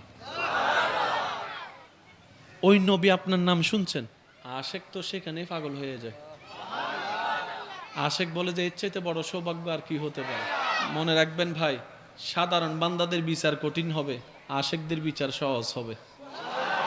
কারণ যার প্রেম যত বেশি গভীর হবে রবের সাথে, নবীর সাথে, তার রাস্তা তত বেশি সহজ হবে। আমরা যে যাই কিছুই করি না কেন, সব কাকে খুশি করার জন্য? আল্লাহ যদি আমাদের ইবাদত কবুল না করে, এর চাইতে বড় দুর্ভাগ্য আমাদের আর কিছু হবে? মানে পরিশ্রমও করলাম, বেতনও পেলাম না, এরকম একটা বিষয় দাঁড়াবে। এটা হচ্ছে সাধারণ বান্দা যারা আফসোস করতে করতে যায়, কিন্তু আশেক বান্দাদের রূপটাই হচ্ছে ভিন্ন। আমি শুধু আপনাদের একটু মনোযোগ নিব। মুসা আলাইহিস সালামের একজন উম্মত দীর্ঘদিন যাবত পাহাড়ের মধ্যে নীরবতায় আল্লাহর ইবাদত করতে লাগলেন। খাওয়া দাওয়া যা যা আছে সবকিছু কমিয়ে শুধু আল্লাহর ইবাদত, শুধু রবকে খুশি করার জন্য। মুসা নবী তো জানেন সবাই, আল্লাহ পাক ওনাকে কথা বলার তৌফিক দান করেছেন। মুসা নবীকে আল্লাহ পাক বললেন, ও মুসা, অমুক পাহাড়ে যাও, দীর্ঘদিন যাবত আমার একজন বান্দা তোমার উম্মত আমাকে রাজি করার জন্য দিনের পর দিন রাতের পর রাত জেগে জেগে শুধু ইবাদত করতেই আছে, নামাজ পড়তেই আছে, সিজদা দিতেই আছে। তুমি একটু আমার পক্ষ থেকে তার কাছে যাও, তাকে গিয়ে বলো তার এতদিনের করা চেষ্টা ইবাদত, 1 সেকেন্ডের ইবাদতও আমি আল্লাহ কবুল করি নাই। এতদিনের ইবাদত, 70 বছরের ইবাদত আমি কবুল করি। মুসা নবী কথাটা শুনে চোখের পানি ছেড়ে দিলেন। হাজার হলো তো ওনার উম্মত। মুসা নবী বলে, আল্লাহ একটা সিজদাও পছন্দ হয় না, আল্লাহ একটা ডাকও পছন্দ হয় নাই তার। আল্লাহ পাক বলে যে হয় নাই, তাকে গিয়ে বলো তার একটা ইবাদত আমার পছন্দ হয় নাই। মুসা নবী মন খারাপ করে আল্লাহর দেখানো পথে ওনার ওখানে গেলেন। যাওয়ার পরে দেখলেন উনি ইবাদতের মধ্যে মশগুল হয়ে আছেন। মুসা নবী অপেক্ষা করতে লাগলেন। উনি ইবাদত শেষ করার পর মুসা নবীকে দেখেই অবাক হয়ে বসা থেকে দাঁড়িয়ে সালাম দেওয়া শুরু করলেন। তো মুসা নবী আল্লাহ পাক যেভাবে শিখিয়ে দিয়েছেন সেভাবে বললেন। মুসা নবী বললেন, আপনি কি এতদিন ধরে ইবাদত করছেন? বলে যে হ্যাঁ। তা আপনি কেন আসলেন হো মুসা নবী? বলে যে আমি আসি নাই, আল্লাহ আমাকে পাঠিয়েছেন। মুসা নবী বলে যে আল্লাহ আপনাকে আমার কাছে পাঠিয়েছেন, নিশ্চয় কোনো তো সংবাদ আছে, একটু বলুন না কি সংবাদ। বলে যে তুমি যে এত বছর ইবাদত করছো, আল্লাহ পাক তোমাকে জানাই দিতে বলেছেন তোমার 1 সেকেন্ডের ইবাদতও আল্লাহ পছন্দ করে নাই, 1 সেকেন্ডের ইবাদতও আল্লাহ কবুল করে নাই, 1 সেকেন্ডের ইবাদতও আল্লাহ নিজের কাছে রাখে নাই, 1 সেকেন্ডের ইবাদতও আল্লাহ তোমার কবুল করে নাই। এই কথা বলতে দেরি ওই আশেক শুনেই পাগলের মতো খুশিতে লাফানো শুরু করছে।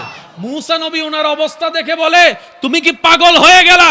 আরে ইবাদত করেছো, পরিশ্রম করেছো, পারিশ্রমিক যদি না পাও কান্নাকাটি করো, রাজি করানোর চেষ্টা করো, না করবা, তুমি খুশিতে লাফাচ্ছ, ব্যাপার কি? তখন উনি বলে, ও নবী মুসা, বেয়াদবি মাফ করবেন, আমি হচ্ছি বান্দা, তিনি আমার আল্লাহ, তিনি আদেশদাতা, আমি গোলামি করে না আমার দায়িত্ব, আমার কাজ আমি করেছি, ওনার মন চাইলে কবুল করুক, মন চাইলে কবুল না করুক, এটা আমার দেখার বিষয় না। আমার কাজ পরিশ্রম করা, আমার কাজ আমার মুনিবের হুকুম পালন করা। উনি বলেছেন ইবাদত করো, সাধ্যমতো চেষ্টা করেছি ইবাদত করার জন্য, কবুল করলেও ওনার ইচ্ছা, না করলেও ওনার ইচ্ছা। তবে আমি কেন এত খুশি হয়েছি জানেন? আমি কেন এত খুশিতে আত্মহারা হয়েছি জানেন? বান্দার তো কোনো অভাব নাই, ইবাদতকারীর তো কোনো অভাব নাই। এতগুলো বান্দার ভিতরে আমার রব কারো কাছে আপনাকে পাঠায় নাই, আমার কাছে পাঠিয়েছে। তার মানে আমার রবের রহমতের নজরটা আমার দিকে আছে। এর চাইতে বড় পাওয়ার কি হতে পারে বলেন সুবহানাল্লাহ। আপনার আমার লক্ষটা সিজদা একজন আশেকের একটা সিজদার সামনে খুঁজেও পাওয়া যাবে না।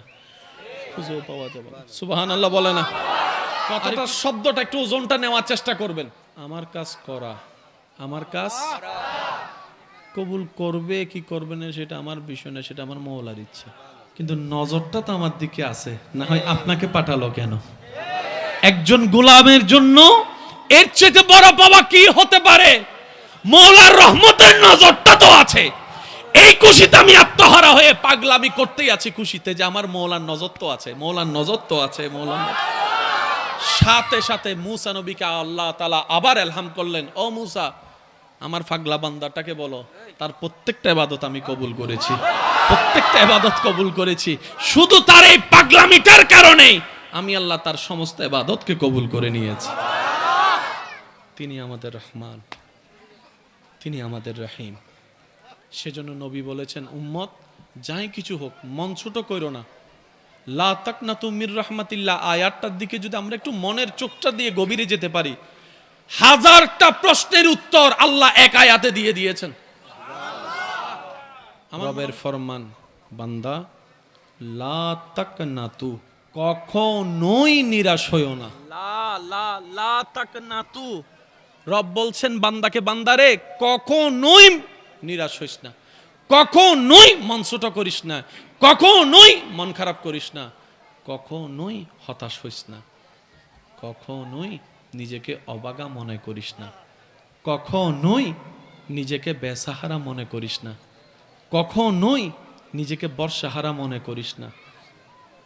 মির রাহমাতিল্লাহ, আমি আল্লাহর রহমত থেকে, আমি আল্লাহর রহমত থেকে, আমি আল্লাহর রহমত থেকে কখনোই নিজেকে এটা মনে করিস না যে আমি আল্লাহ তোকে ফেলে দিব। না রে বান্দা, না, আমি ফেলবো না। আমি চাই আমার প্রত্যেকটা বান্দা জান্নাতের মধ্যে যাক। আমি রব চাই আমার প্রত্যেকটা বান্দা জান্নাতের নিয়ামতগুলা নেক। আমি চাই আমার প্রত্যেকটা বান্দা জান্নাতের মধ্যে নাজ নিয়ামতে ভরপুর হয়ে সেই নিয়ামত যা আমি সৃষ্টি করেছি আমার বান্দাদের জন্য সব তারা নেক। এটা আমি রবের চাওয়া। লা তাকনাতু মির রাহমাতিল্লাহ। যারা ইসলামকে ভুল বুঝে আমাদের মতো বাটপারদেরকে দেখে, যারা ইসলামকে ভুল মনে করে আমাদের মতো বাটপারদের চরিত্র দেখে, কথা দেখে, লেনদেন দেখে, সবার কাছে অনুরোধ করব, ভাই আমাদেরকে দিয়ে যদি আপনি ইসলাম দেখতে চান তাহলে আপনি ভুলের জগতে বসবাস করবেন। কারণ আমরা কালিমা পড়েছি ঠিকই, আশা করি সবাই একমত হবেন আমার সাথে। কালিমা আমরা পড়ি ঠিকই, শুক্রবারের জুমার নামাজটাও 2 রাকাত পড়ি আমরা, রমজানে মাথার মধ্যে থেকে টুপি হয়তো ফেলি না, মুখের মধ্যে আল্লাহর নাম হয়তো থাকে, কিন্তু ভাই ব্যর্থতা স্বীকার করে সকল মুসলমানের পক্ষ থেকে আমি বলি, যদি আপনারা অনুমতি দেন, আমরা বলতে চাই তাদেরকে, ভাই আমরা এখনো কামেল মুসলমান হতে পারি নাই, পরিপূর্ণ মুসলমান হতে পারি নাই। একজন মুসলমানের যা কোয়ালিটি দরকার, আল মুসলিমু মান সালিমাল মুসলিমুনা মিন লিসানিহি ওয়া ইয়াদিহি, আমরা হতে পারি নাই, ব্যর্থতা আমাদের। তাই বলি শ্রদ্ধার সাথে, আমাদের মতো মুসলমানদেরকে দিয়ে আপনি ইসলাম দেখতে যায়েন না, তাহলে ভুল রাজ্যে আপনি চলে যাবেন। আপনার যদি ইসলাম সম্পর্কে সঠিক ধারণা নিতে মন চাই, তাহলে আবু বকর সিদ্দিকের জীবনী দেখেন, সুবহানাল্লাহ। আপনার যদি ইসলাম সম্পর্কে সঠিক থিওরিটা নিতে মন চাই, ফারুকে আজমের জীবনীকে সামনে রাখেন, ওসমান গনি জিন্নুরাইনের জীবনীকে সামনে রাখেন, মাওলা আলী শেরে খুদার জীবনীকে সামনে রাখেন, হাসান ও হুসাইনের জীবনীকে সামনে রাখেন, হাসনাইন কারিমাইনের জীবন আদর্শকে সামনে রাখেন, নবী রাহমাতুল লিল আলামিনের জীবনীকে সামনে রাখেন, মা ফাতেমাতুজ জাহরার জীবনীকে সামনে রাখেন, সাহাবায়ে কেরামের, আহলে বায়াতের, আল্লাহর ওলিদের জীবনী যখন আপনি সামনে রাখবেন, আপনার চোখ, আপনার ব্রেন, আপনার মন বলতে বাধ্য হবে ইসলামের চাইতে শ্রেষ্ঠ আর কোনো ধর্ম নাই। সব হারা হারা হয় না, দর্শক অনেক ধরনের হয়। প্রেমিক একজন থাকলেই যথেষ্ট। নামাজ ঘরে পড়লে হয় না, ব্যবসায় পড়লে হয় না। তারপর আলেম ওলামা আপনাদেরকে আমাদেরকে সবসময় বলে মসজিদে পড়ার সর্বোচ্চ চেষ্টা করিয়েন। কেন বলে? যে জামাত সব বেশি। শুধু এতটুকু নয়, মসজিদে পড়া জামাত আদায়কারী এতজন নামাজির ভিতরে যদি কারো একটা সিজদা রবের কাছে পছন্দ হয়ে যায়, ওই সিজদার উসিলে আল্লাহ সবার সিজদা কবুল করেন। কবুল হওয়ার পার্সেন্টেজ বেশি হয়ে যায় কোথায় গেলে? সওয়াব তো আছে। আশেক বান্দার, সাধারণ বান্দার কথাটা তো মনে আছে না? আজকে থেকে অন্তত আমরা যেন আশেক বান্দা হতে পারি। আল্লাহ কবুল করুক। আমরা যেন প্রেমিক হতে পারি, বান্দা হিসেবে রবের প্রেমে দেওয়ানা, উম্মত হিসেবে নবী রাহমাতুল লিল আলামিনের প্রেমে দেওয়ানা। সব হারা হারা হয় না। আপনার যে হারাতে রব খুশি হয়ে যাবে, আপনার যে হারাতে রব খুশি হয়ে যাবে, ওই হারার হারা থাকবে না। এটা হাজারটা জয়ের চাইতে বড় জিতা হয়ে যায়। মনে রাখবেন, রবের সন্তুষ্টির জন্য যা ছেড়ে দেওয়া হয়, রবের সন্তুষ্টির জন্য যা বাদ দেওয়া হয়, রবের সন্তুষ্টির জন্য যা থেকে দূরে থাকা হয়, রবের সন্তুষ্টির জন্য যা আপনি বাদ দিবেন, তার চাইতে 1000 গুণ কল্যাণকর নিয়ামত রব্বুল আলামিন আপনাকে দিবেনই দিবেন সময় সাপেক্ষে। রবের জন্য দেওয়া কখনো লস হয়? একবার যদি হারাম রিলেশনে থাকেন, যে সম্পর্কে রব নারাজ হচ্ছে, আপনি শুধু বলেন আমার রবকে খুশি করার জন্য আমি নিজের চাওয়াকে ছেড়ে দিলাম, এর চাইতে 1000 গুণ বেটার জীবন সঙ্গী আল্লাহ আপনাকে ব্যবস্থা করে দিবেন যদি আপনি ধৈর্য ধরতে পারেন। আল আকিলু তাকফিহিল ইশারা। জীবন অনেক সুন্দর হয়ে যাবে যদি জীবন একটু ব্রেক লাগাতে পারে। কারণ আমরা জীবন তরিটাকে শয়তানের হাতে দিয়ে দিছি। এখন যদি একটু ব্রেক লাগায় কোনো রকম ইমানি শক্তি দিয়ে শয়তানকে ওখান থেকে সরিয়ে রবের রহমতের উপর ছেড়ে দিতে পারি, আপনার দিনটাও কল্যাণের হবে, রাতটাও কল্যাণের হবে। এমন কল্যাণের হবে, রব চাহে তো আপনাকে দুশমনে আগুনে ফেলবে, সে আগুনটা আপনার জন্য নিয়ামতের আগুন হয়ে যাবে। রবের জন্য ত্যাগ দিতে পারবো কি পারবো না? ছাড়তে পারবো কি পারবো না? বাদ দিতে পারবো কি পারবো না?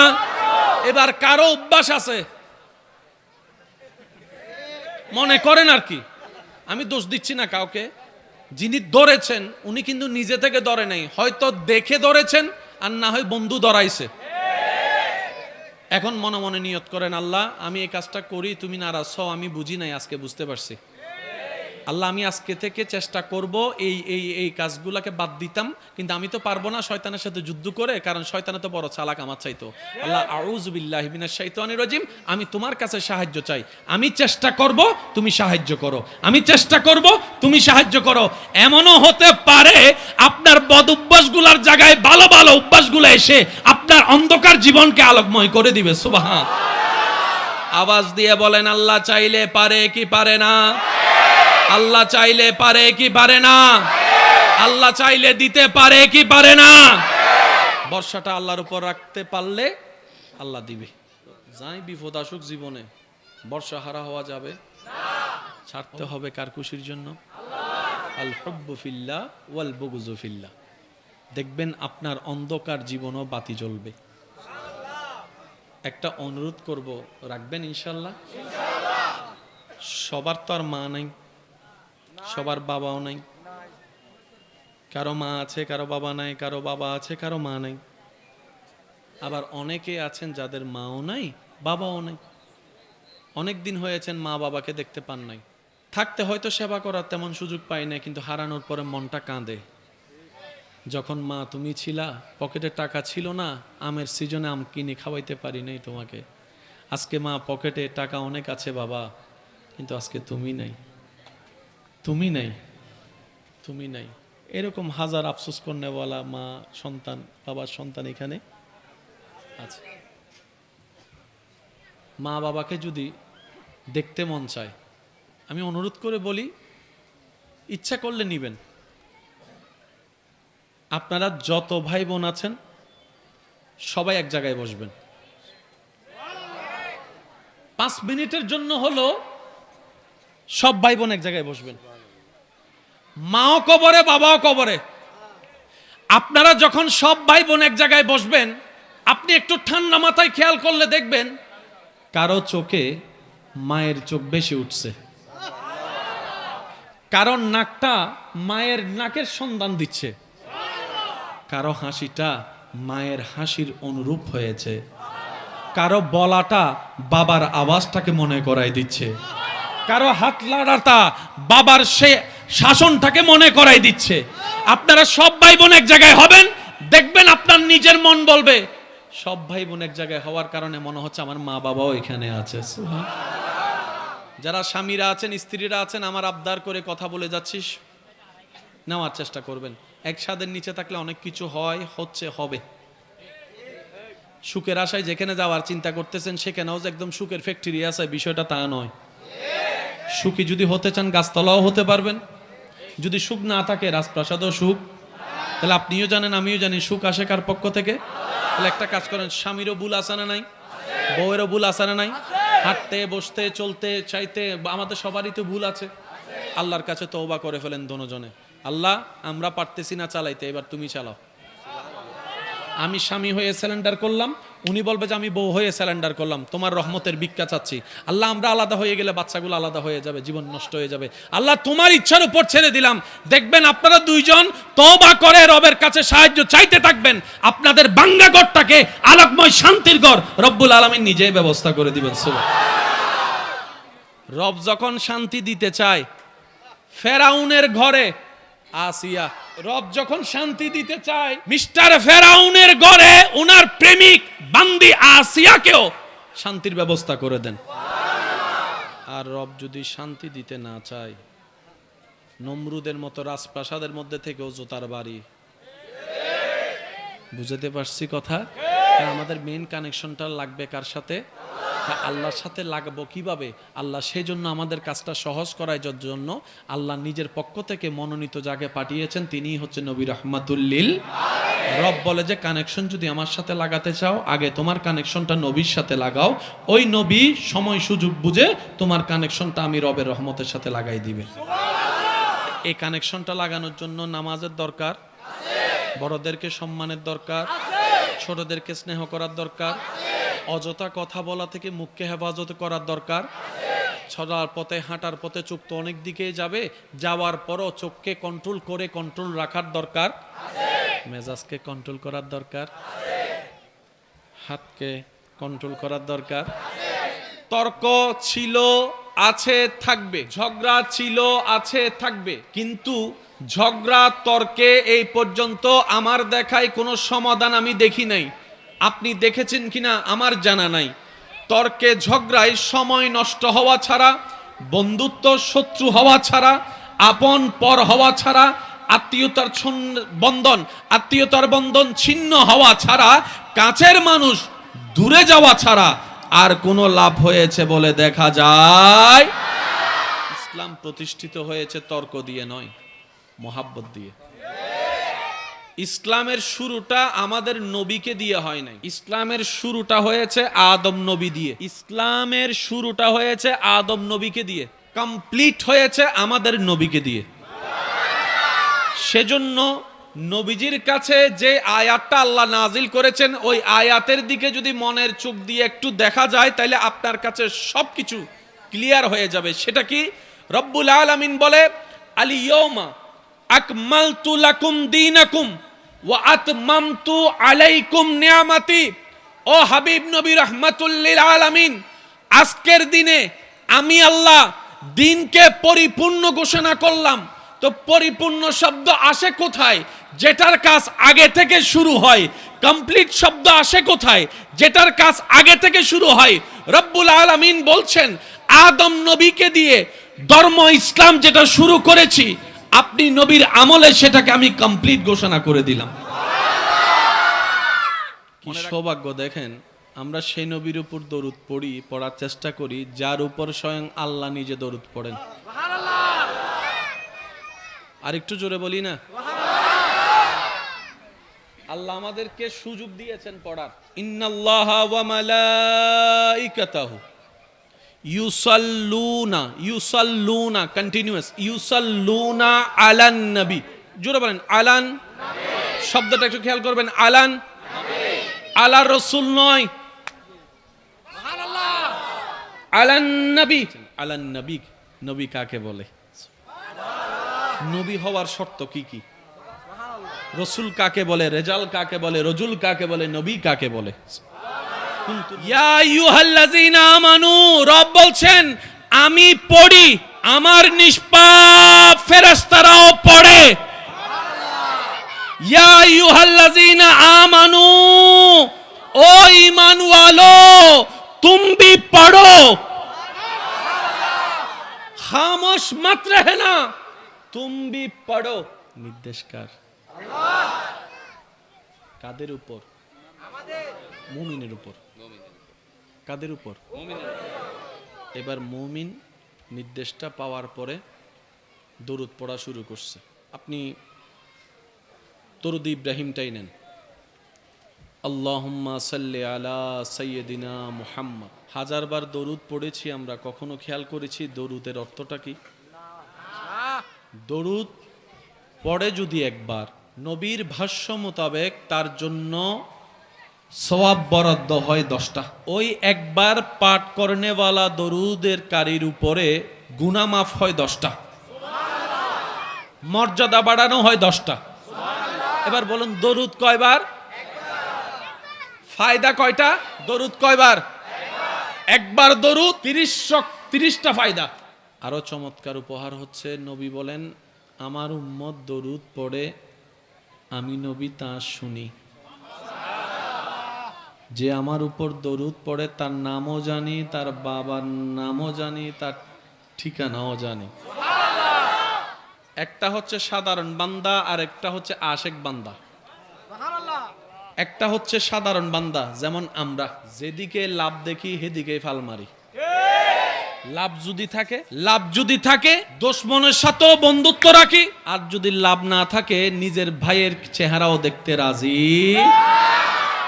এটা হচ্ছে আমরা। জান্নাতে যাওয়ার ইচ্ছা আছে নি সবার?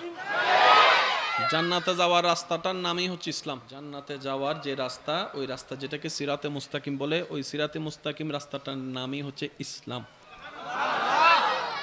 শুরুটা দুনিয়ায়, ইসলামের রাস্তার শেষটা হচ্ছে জান্নাতের দরজায়। মনে থাকবে ইনশাল্লাহ। এখানে চলতে রাস্তায় গাড়ি চলতে পাক্কা ড্রাইভার লাগবে কি লাগবে না? আপনি যদি সামনে ট্রাক একটা আসতে দেখে আপনি ওভারটেক করছেন একটা গাড়িকে, ট্রাক একটা আসতে দেখে যদি বলেন আগে হবে, বলেন না হবে, রিস্ক আছে না নাই? আপনাকে সতর্ক থাকতে হবে।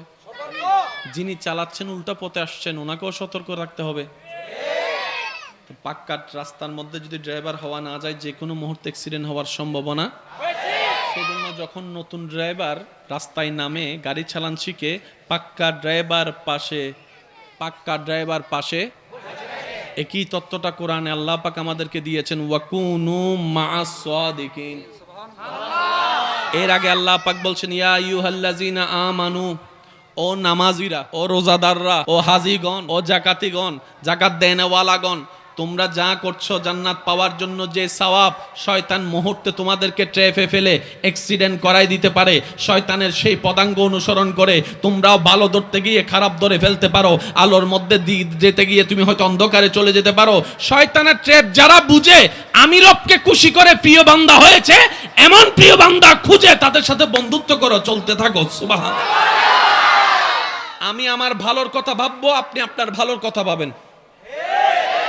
আপনার আমার দিকে তাকানোর দরকার নাই, আমার আপনার দিকে তাকানোর দরকার নাই। হ্যাঁ, হাসরের ময়দানে সবাই একসাথে যেন উঠতে পারি, জান্নাতের রাস্তায় যেন নবীর পিছনে যেতে পারি, আল্লাহ সেই তৌফিক দান করুক।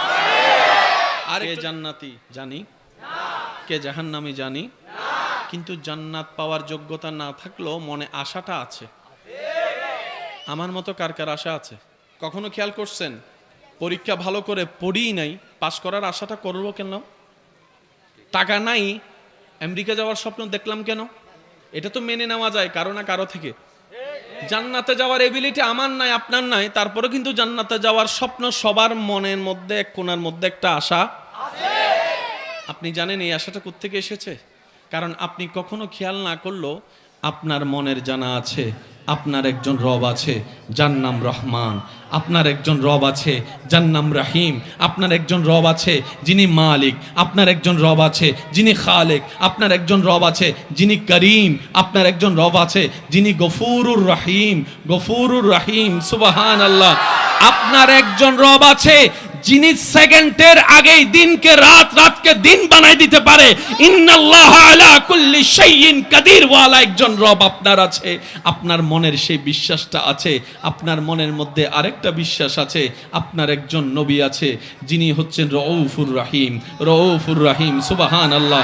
কোরআনের আয়াতের ভাষ্য মোতাবেক রউফুর রহিম যিনি হচ্ছেন রাহমাতুল লিল আলামিন, যিনি হচ্ছেন শাফিউল মুজলিমিন, যিনি হচ্ছেন উম্মতের কান্ডারি নবী, গুনাহগার উম্মতের চোখের পানি মুছে মুখে হাসি এনে দেনওয়ালা নবী।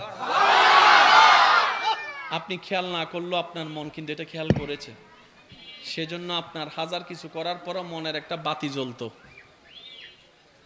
আমার আল্লাহ তো আছে, আমার একজন রহমান আছে, আমার একজন রহিম আছে, আমার একজন রাহমাতুল লিল আলামিন আছে। তাহলে জান্নাতে যেতে গেলে একজন ভালো পাক্কা মুসলমান হওয়ার দরকার আছে না নাই?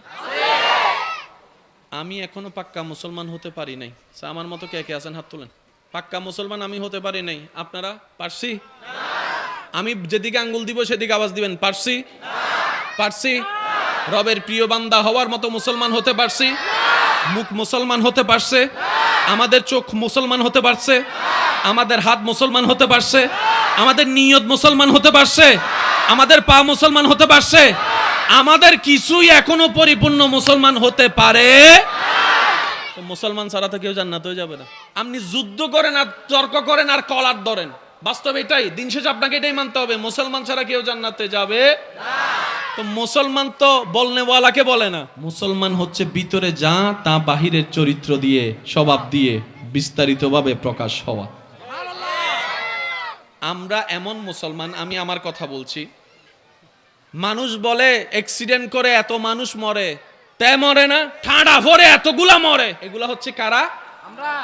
আর ওয়ালিদের জীবনী যখনই যে ময়দানে যাদের সামনে ওয়ালিদের জীবনী বলে, মানুষ শুনে শুনে অবাক হয়ে শুধু সুবহানাল্লাহ বলে আফসোস করতে থাকে, আমরা কেন পেলাম না ওনাদের জীবনীটা? বলেন, পার্থক্য বোঝা যাচ্ছে? এখানে ঝগড়ার কিছু, জোরে বলেন না, ঝগড়ার কিছু।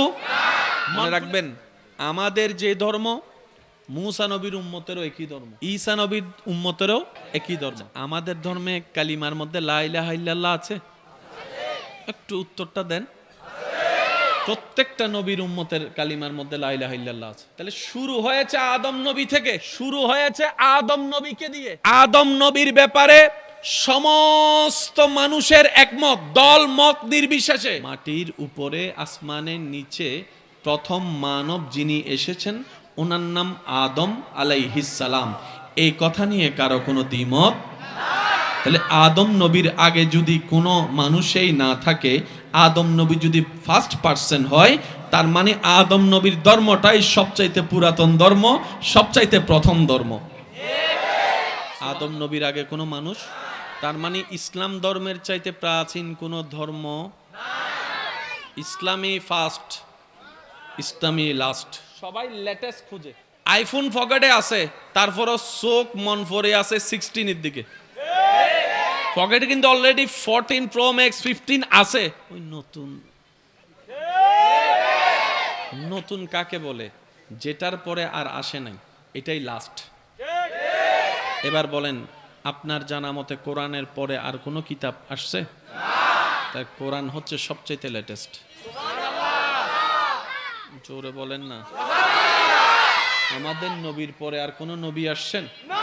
তার মানে আমাদের নবী নবীদের ভিতরে লেটেস্ট।